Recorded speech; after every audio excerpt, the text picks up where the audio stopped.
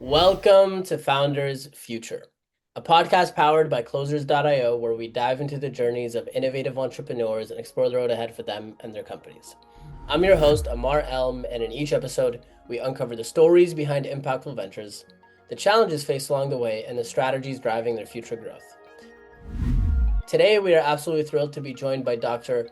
Izdihar Jamil, computer scientist turned #1 best-selling author, media strategist, and founder of a leading authority-building practice, empowering entrepreneurs and marginalized voices to stand out in today's crowded markets.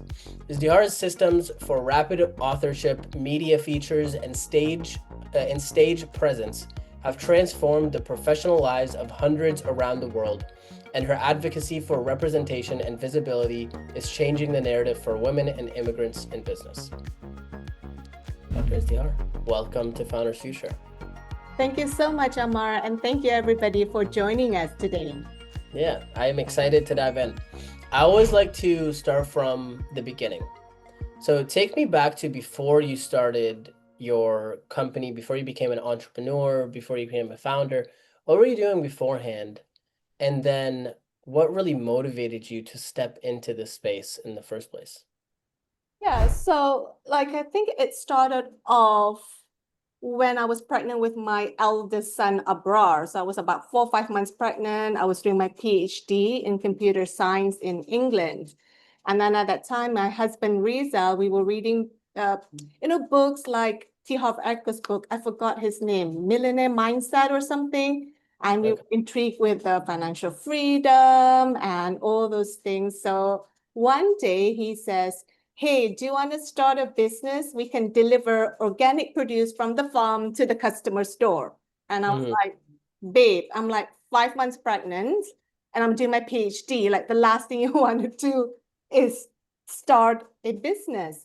But at that time, there was a gap in our community, especially for the Muslim community, to have organic halal produce, like quality from the farm to the door. So that's how we got started. And when we moved to America, I was at the grocery store, Amar, and it's Whole Foods. So it's kind of like one of the chain grocery stores. When there was another shopper, he was, middle-aged guy. He's taller than me. I'm 5'4", so he must be 5'8", 5'9". He has a basket on his hand, and then he walks over to me, and then he says, are you going to blow yourself up? And then I was like, I'm thinking, dude, I just left my family that I know from Malaysia. I'm from Malaysia originally. My job to come to America in California, Orange County, because my husband Rizal got his dream job. And my son's Abra was, I think, 4 years old. Nada was still a baby. She's my daughter. And I'm grocery shopping, Amar. Grocery shopping. I was getting some dates. And then I just left. And then a few weeks after, Nadra, my daughter, she was having the worst tantrum. And as soon as, Riza comes back from work, I say, babe, look after her. I'm taking a shower.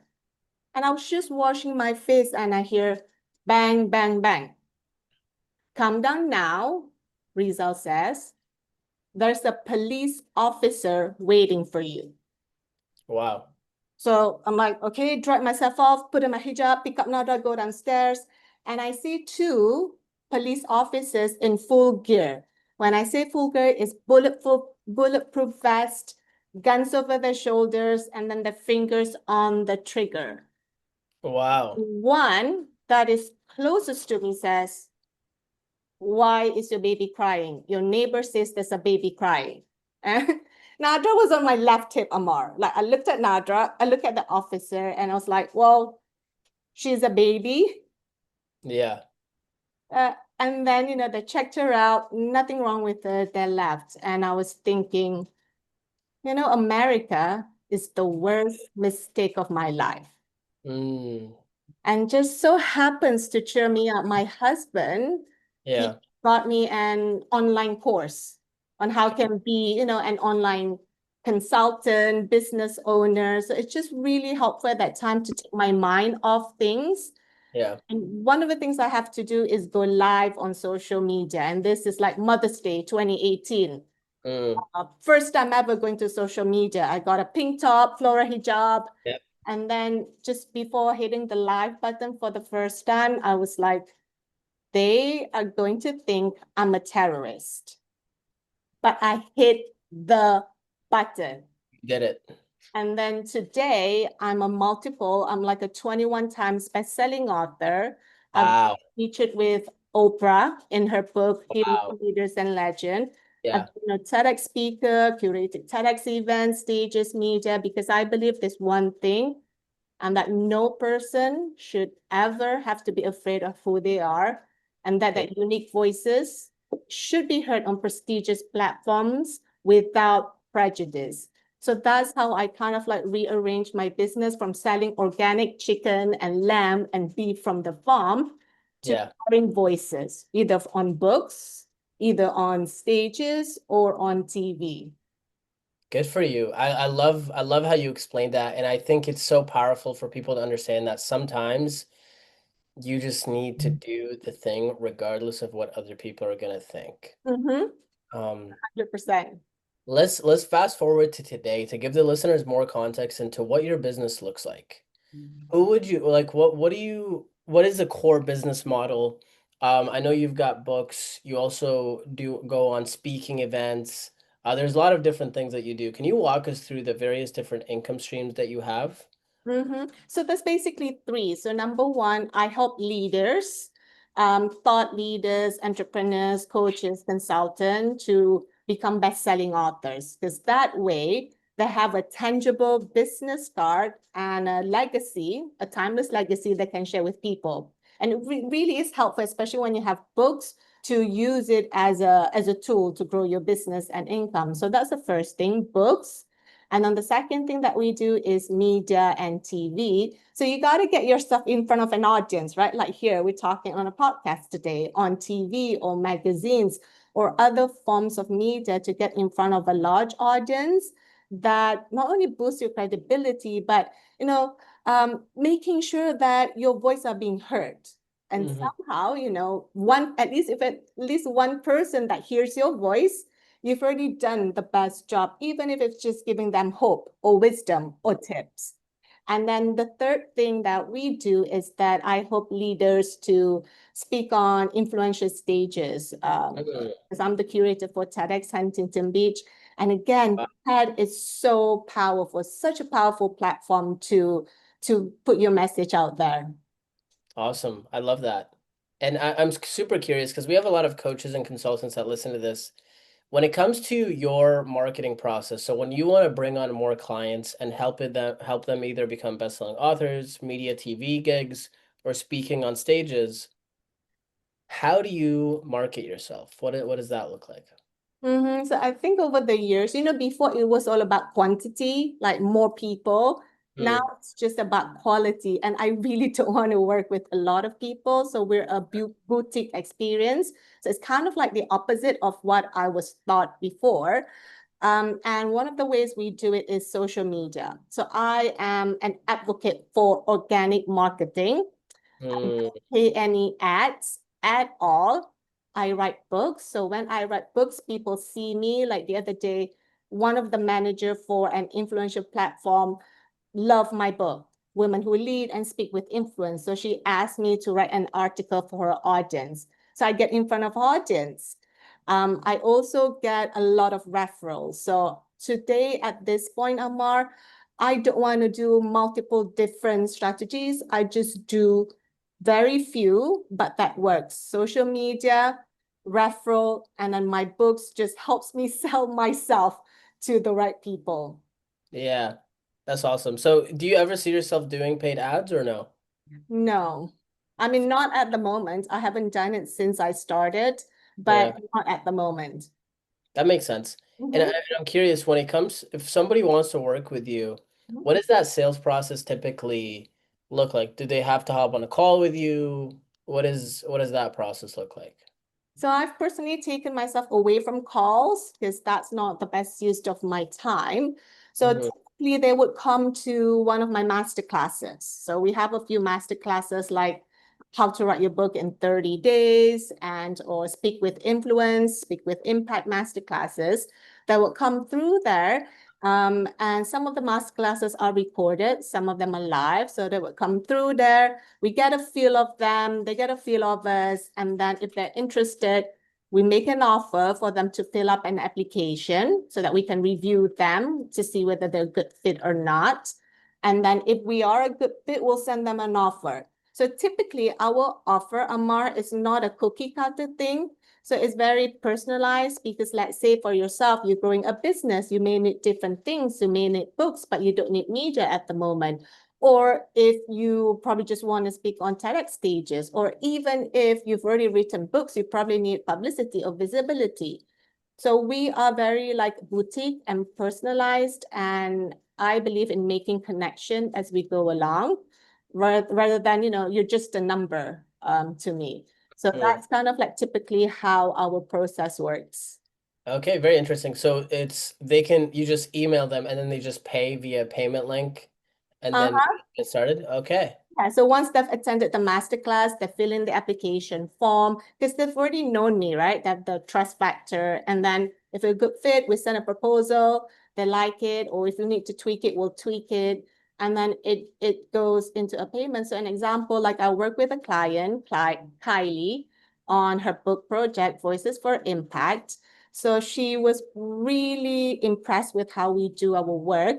She recommended us to one of her colleagues. His name was Mani. So Mani reached out to me. We had, like a quick chat and everything.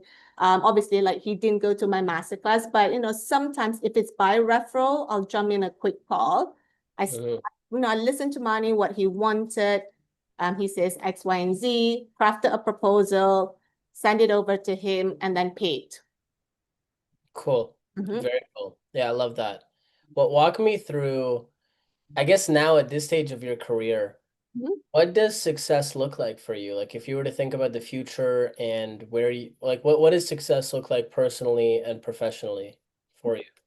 Oh my God, Amar, you asked me a question. I have this reflection card like on my desk. It's over there.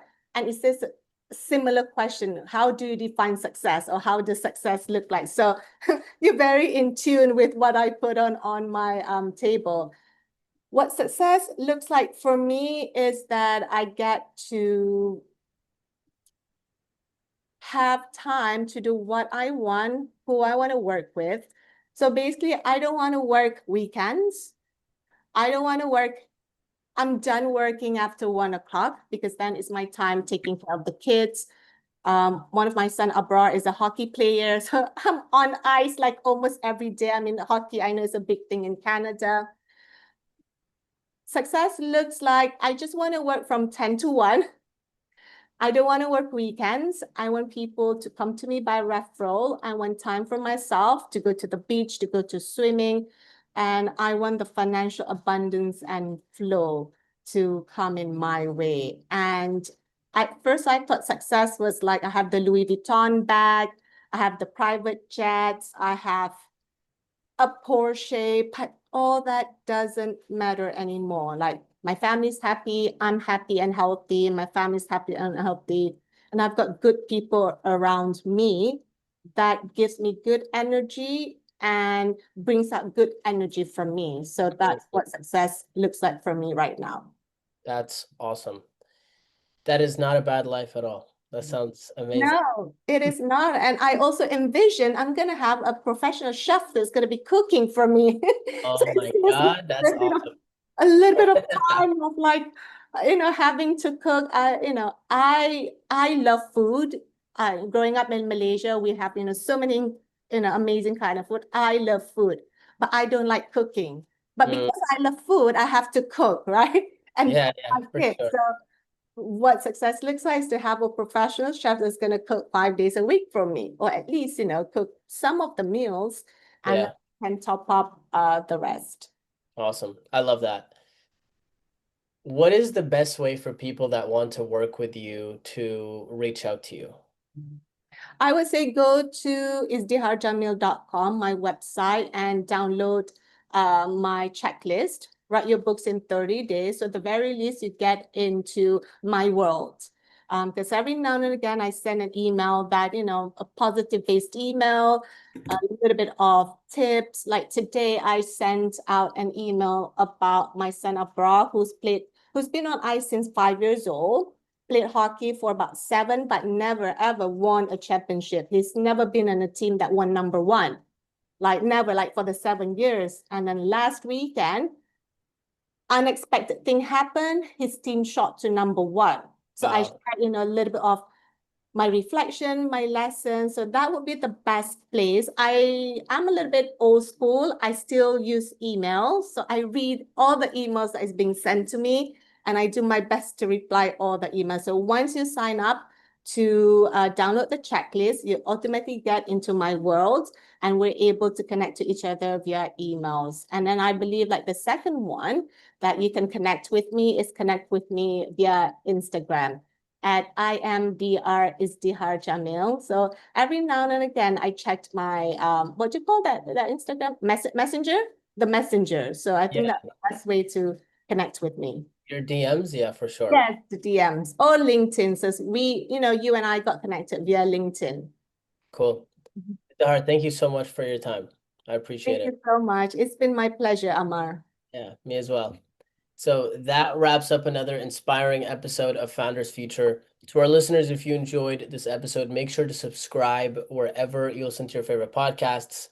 And if you are a business owner, specifically a coach, consultant, or agency owner, and you're really looking to scale your business and you want to enhance your sales and marketing efforts, visit closers.io to hop on a call with our team and discover how we were able to go from 0 to $30 million per year in less than 3 years. Until then, keep on climbing.